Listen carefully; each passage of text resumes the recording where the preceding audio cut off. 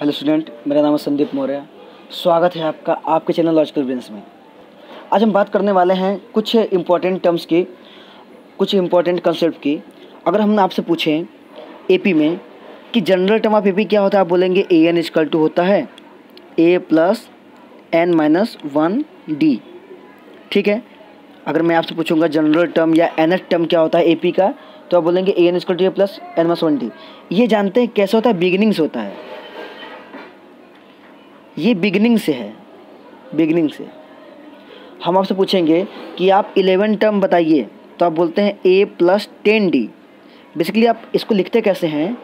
N का जगह रखते हैं 11, जो टर्म पूछेगा उसका वैल्यू रखते हैं, तो ये 11 माइनस 1 10 डी मिल जाता है। तो हम इसको डायरेक्ट आपको बताना सिखाए हैं कि जो सा टर्म निकालना उससे कम डी लिया करो। हम पूछेंगे 23 टर्म निकालिए, आप बोलते हैं ए प्लस 22 डी। तो ये जितने जनरल टर्म की बात होती है ये बिगिनिंग से है। तो कभी कभी क्वेश्चन ऐसे पूछता है कि फाइंड, ठीक है, 11th टर्म फ्रॉम इंड्स, मतलब लास्ट से बताइए कि 11 टर्म का क्या होगा। या फिर find 9th term from ends, मतलब लास्ट से 9वां टर्म क्या होगा। बिगिनिंग से पूछेगा तो बिगिनिंग से हम बता देते हैं बहुत आसानी से, लेकिन अगर लास्ट से पूछेगा तो क्या कोई उसका तरीका है निकालने का, क्या कोई मेथड है उसका निकालने का? तो हाँ, बिल्कुल है, उसी को सीखते हैं आज। देखिए, हमने हेडिंग लिखा है to find the nth term from the ends of an AP. मतलब इंड से nth टर्म क्या होगा, मतलब इंड से 7 टर्म क्या होगा, इंड से जो है 25th टर्म क्या होगा। शुरुआत से हम बता सकते थे, पर इंड से क्या होगा उसका कंसेप्ट सीखते हैं। आइए जानते हैं। देखो, हम किसी भी एपी को लिखते हैं इस फॉर्म में, we have an AP. AP का जो जनरल फॉर्म होता है हम ऐसे लिखते हैं, ए फर्स्ट टर्म हो गया, ए प्लस डी सेकेंड टर्म हो गया, आप जानते हैं, ए प्लस 2 डी थर्ड टर्म हो गया, ए प्लस 3 डी फोर्थ टर्म हो गया, जो सा टर्म चाहिए उससे कम डी। ऐसे करते करते जो एन टर्म होता है हमारा क्या होता है, a plus n minus 1 d.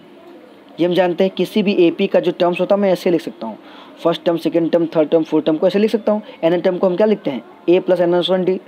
ये एपी का एक जनरल टर्म हो गया, जो हम मतलब जनरल फॉर्म हो गया, हम इस फॉर्म में एपी को लिखते हैं। ठीक है। अगर हम इसको दूसरी लैंग्वेज में बात करें तो हम इसको ऐसे भी लिख सकते हैं, फर्स्ट टर्म ए हो गया, सेकेंड टर्म ए प्लस डी हो गया, थर्ड टर्म क्या हो गया, ए प्लस 2 डी हो गया। ऐसे करते करते जो लास्ट टर्म होता है उसको हम एल लिख सकते हैं कि नहीं। अगर हम लास्ट टर्म को एल से शो करें, देखो लास्ट टर्म को हम ए एन से भी दिखाते हैं और लास्ट टर्म को हम एल से भी दिखाते हैं, ये दोनों जानते रहो बात को। ठीक है। हम लास्ट टर्म बोलें या एनथ टर्म बोले एक ही बात है। तो अगर हम लास्ट टर्म को एल दिखा दें तो इससे जस्ट पहला टर्म क्या रहा होगा, एल माइनस डी रहा होगा कि नहीं रहा होगा। अगर मान लीजिए कि ये सपोज 25 रहा होगा और हमारा कॉमन डिफरेंस सपोज 5 आ रहा था, तो ये 20 रहा होगा कि नहीं रहा होगा। मतलब कि इसमें से डी माइनस हुआ होगा ना, हुआ होगा। सही बात है। अगर लास्ट टर्म एल रहा होगा तो सेकेंड लास्ट टर्म कितना रहा होगा, एल माइनस डी। और उसके बाद थर्ड लास्ट टर्म क्या रहा होगा, L minus 2 D. Fourth last term क्या रहा होगा, एल माइनस 3 डी। ऐसे भी तो हो सकता है ना। तो हमें यहाँ से एक बात समझ में आती है, जो कि लास्ट टर्म जो हमारा होता है, फिर से समझिए इसको। फर्स्ट टर्म तो हमारे पास है A1, सेकेंड टर्म है A2, थर्ड टर्म है हमारे पास A3। ऐसे ही अगर हमारे पास देखो ये nth टर्म है AN, इसको ही L बोलते हैं, तो हम इसको L लिख सकते हैं ना। लास्ट टर्म अगर L है तो सेकेंड लास्ट टर्म क्या हो जाएगा हमारे पास, L माइनस डी ही तो होगा ना। फर्स्ट लास्ट टर्म ये हो गया, सेकेंड लास्ट टर्म ये हो गया, थर्ड लास्ट टर्म क्या हो जाएगा, L minus 2 D. Fourth last term क्या हो जाएगा, L माइनस 3 डी। ऐसे भी तो पीछे से भी चल सकते हो ना, आगे जैसे जा रहे हैं वैसे पीछे से भी चल सकते हैं। तो यहाँ से हमें एक बात समझ में आता है, अगर हम इसको ऑब्जर्व करते हैं तो हमें एक बात समझ में आता है कि जो फर्स्ट टर्म है फ्रॉम इंड्स लिख सकते हैं, मतलब दैट इज लिखेंगे फर्स्ट टर्म फ्रॉम इंड्स, वो क्या है, एल है। इंड से फर्स्ट टर्म क्या है, एल है। ऐसे लिख सकते हैं कि second term from the ends, second term क्या हो जाएगा, एल माइनस डी।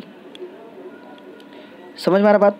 ऐसे अगर third term from the ends की बात करेंगे तो एल माइनस 2 डी हो गया।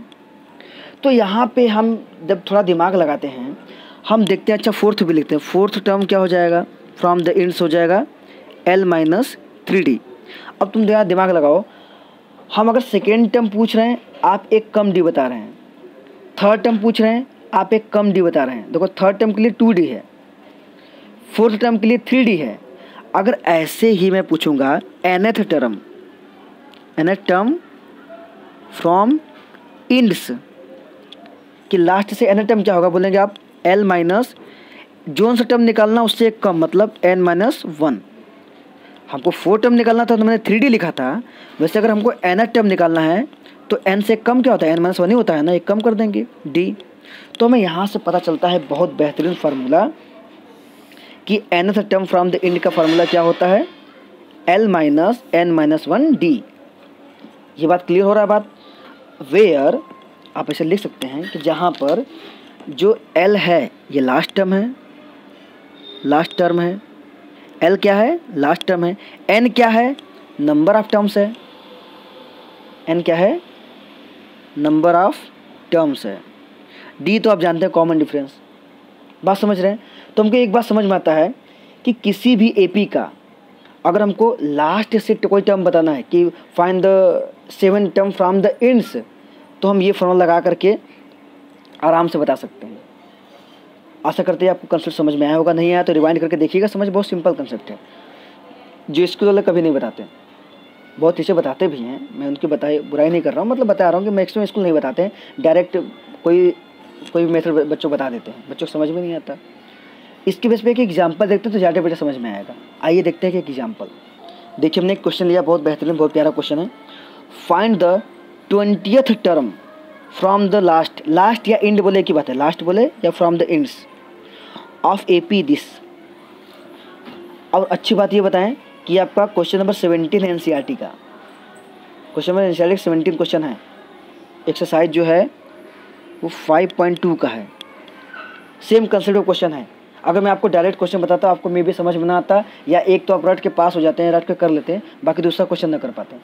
लेकिन अब आपके पास कंसेप्ट है, आप कोई भी क्वेश्चन लगा लेंगे। लिखा क्या है, find the 20th term from the last या फिर फ्रॉम द इंड्स, मतलब इंड से 20th टर्म क्या होगा हमसे ये पूछ रहा है। AP में गिवन है तो सोल्यूशन बहुत ही सिंपल है। सोल्यूशन लिखेंगे गिवन AP मतलब AP क्या है 3, 8, 13 और 253। हमारा ये क्या है, गिवन AP है। अब ध्यान से देखेंगे, लिखेंगे हियर हमारे पास A कितना है, देखो 3 है, और कॉमन डिफरेंस D क्या है 8 - 3 मतलब 5। D कितना आ गया हमारे पास 5। और हमारे पास लास्ट टर्म दिया है, लास्ट टर्म को L दिखाना, AN भी दिखा सकते हो बट फार्मूले में L है ना, तो हम क्या करेंगे L दिखाएंगे। L कितना है 253। L क्या है लास्ट टर्म, ये AN भी होता है बट हमने जो फार्मूला बनाया है उसको L से, हमने लास्ट से लिया था ना, इसलिए हम लास्ट टर्म को L से दिखाएंगे। लास्ट टर्म को कितना दिया है 253। हमारे पास A है, ठीक है, हमारे पास D है, हमारे पास लास्ट टर्म भी है। हमें क्या बताना है, find the 20th term from the last. N की वैल्यू भी क्या है 20। जोन सा टर्म बताना हो, N नंबर ऑफ टर्म्स होता है ना, हमारे पास N भी है, बोला कि 20th term from the end मतलब N भी 20 है। देखते हैं क्या आता है। इन सारी वैल्यू को हम इस फॉर्मूले में रखते हैं, ठीक है। हमें क्या निकालना है 20th term from the end, यहाँ पे N की वैल्यू 20 रख देंगे तो हमको वैल्यू सारा, देखो हमारे पास A भी है, D भी है, L भी है, N भी है, जोन सा टर्म पूछे वही N है, ठीक है। तो इस फॉर्मूले में रखते हैं, तुरंत मिल जाएगा एक लाइन में। देखते हैं क्या होता है। हम लिखेंगे वी नो, हम क्या जानते हैं भैया, लिखेंगे फार्मूला लिख देंगे कि nth term from ends, formula क्या होता है L माइनस n-1d। ये कैसे है आपको पता है, तो जोन सा टर्म निकालना है, 20th टर्म निकालना है तो n के लिए 20 लिख देंगे। Therefore 20th term from the ends क्या हो जाएगा, L कितना है, देखो L है 253 माइनस n मतलब 20 माइनस 1, D मतलब कितना है 5। समझ पा रहे हैं आप, इसको सॉल्व करते हैं। 253 है माइनस 20 माइनस 1 ये 19 हो जाएगा इंटू 5, ये 253 माइनस 19 5 जा 95, ठीक है। अब इसको आप बस माइनस कर दीजिए, अब इसको सॉल्व करेंगे तो आ जाएगा 158, ये आंसर हो जाएगा। मतलब कि 20th टर्म फ्रॉम इंड्स क्या हो जाएगा 158। देख रहे हैं कितना सिंपल है तरीका करने का। तो बिल्कुल इसी तरीके से हम कोई भी क्वेश्चन कर लेंगे। 28 टर्म पूछे, 9 टर्म पूछे, 10 टर्म, कुछ भी पूछेगा। चलिए एक और एग्जाम्पल बता देता हूँ आपको। देखिए क्वेश्चन और हमने ले लिया है, find the 6 term from the ends of the given AP. इस एपी का 6th टर्म क्या होगा इंड से। तरीका वही रहेगा। सोल्यूशन वी हैव ए कितना है एपी में, देखो ए है 17, डी निकाल लो, डी क्या होता है second term minus first term, मतलब 14 माइनस 17। सॉल्व करोगे तो माइनस का 3 आ जाएगा, डी कितना आ जाएगा माइनस का 3। आपके पास ए पता है 17 और डी पता है -3 आ गया। आपको एल पता है लास्ट टर्म, एल कितना है हमारे पास -40। ठीक है, कौन सा टर्म चाहिए 6 टर्म, मतलब एन भी पता है 6। जो सा टर्म निकालना हो तो वही एन की वैल्यू होता है। वी नो क्या जानते हैं, nth term from ends formula क्या होता है L minus N minus 1D। ठीक है, सारी सबकी वैल्यू रख दो, ये फार्मूला हमारा होता है, वैल्यू रखते हैं। एन टर्म मतलब कौन सा टर्म निकालना है 6 टर्म निकालना है, मतलब एन के लिए 6 है, लिख देंगे 6th term from ends. L कितना है देखो हमारे पास एल है -40 माइनस फार्मूले का, एन कितना है 6 है -1, डी कितना है हमारे पास माइनस का 3। देखो माइनस माइनस बहुत सारे माइनस आ गए हैं, बिल्कुल प्रेम से करना समझ के। -40 तो लिख देंगे हम, देखो ये माइनस हो जाएगा प्लस 3 का। अब देखो माइनस में प्लस हो जाए, अब यहाँ केवल 3 बचा है 3। अच्छा एक चीज़ और देख लो, पहले इसको चाहो तो सॉल्व कर लो, इसको माइनस रहने दो। 6 माइनस 1 5 हो जाएगा। देखो अभी माइनस रहने दो बाहर, 6 माइनस 1 5 हो गया, इंटू -3 रहने दो। आराम से सॉल्व करते हैं, बोर्ड मास स्क्रू लगाते हैं, पहले ब्रैकेट सॉल्व कर लिया, -40 हो गया। अब देखो ये माइनस माइनस प्लस हो जाएंगे, 5 3 जा 15। समझ पा रहे कि नहीं बात को। तो -40 प्लस का 15 ये 25 आ जाएगा। बट किसका 25, प्लस का कि माइनस का? माइनस का बड़ा है तो माइनस का 25, ये आंसर आ जाएगा। मतलब कि 6th टर्म फ्रॉम इंड्स कितना आ जाएगा माइनस का 25 आंसर। देख रहे हैं क्वेश्चन बहुत ही सिंपल है। अगर आप कंसेप्ट समझ के क्वेश्चन लगाएंगे तो कोई दिक्कत नहीं होगा, लेकिन क्वेश्चन रट के लगाएंगे तो उस पर दिक्कत हो जाएगा। ठीक है, अब आगे चलते हैं। तो इस टाइप से आप क्वेश्चन लगा लेंगे, बहुत सारे क्वेश्चन। तो यहाँ पे हमारा एपी जो है लगभग थोड़ा थोड़ा कंसेप्ट क्लियर हो जाता है कि एपी सॉल्व कैसे करना है। नेक्स्ट वीडियो हम देखेंगे सम ऑफ एपी। ठीक है, सम ऑफ एपी का कंसेप्ट पहले समझेंगे, उसके बेस पे बेसिक कुछ क्वेश्चन लगाएंगे, उसके बाद मैं कुछ एनसीईआरटी क्वेश्चन भी करवाऊँगा। ठीक है, बाकी हम लोग एनसीईआरटी पूरा सॉल्व नहीं करेंगे। देखिए यूट्यूब पे बहुत सारे वीडियो हैं, ऑलरेडी एनसीईआरटी बताया गया है। मैं आपको कंसेप्ट सिखाना चाहता हूँ कि हम आखिर में क्वेश्चन सॉल्व कैसे करेंगे। तो मेरा जो वीडियो रहेगा वो एनसीईआरटी बेस नहीं रहेगा, हमने 2-3 वीडियो बना दिया एनसीईआरटी के बेस पे। अब हम कंसेप्ट के बेस पे काम करेंगे कि कोई भी क्वेश्चन हम लगा लें। तो नेक्स्ट वीडियो हमारा रहेगा sum of n terms of AP, मतलब अगर हम इसी एपी को ऐड करें तो कि कितना आएगा। कोई क्या इसका फार्मूला होता है, शॉर्टकट फार्मूला कि हम 17, 14, 11 ऐसे ऐड करते रहेंगे। तो हम वो सीखेंगे कैसे हम किसी एपी के सारे टर्म्स को एक सिंपल फार्मूले से हम ऐड कर सकते हैं। ठीक है, तो आशा करते हैं आपको वीडियो अच्छा लगा होगा। अगर अच्छा लगा हो तो लाइक करिए, सब्सक्राइब नहीं किए हैं तो कर दीजिए, किए हैं तो बहुत अच्छी बात है, थैंक यू आपको। आप अपने दोस्तों को शेयर कर दीजिए अगर आपको लगे कि इसमें अच्छा चीज़ बताया गया है। ठीक है, कमेंट भी कर दिया करो, अच्छा लगता है, मैं पढ़ता हूँ सबका comment. Thank you, have a nice day.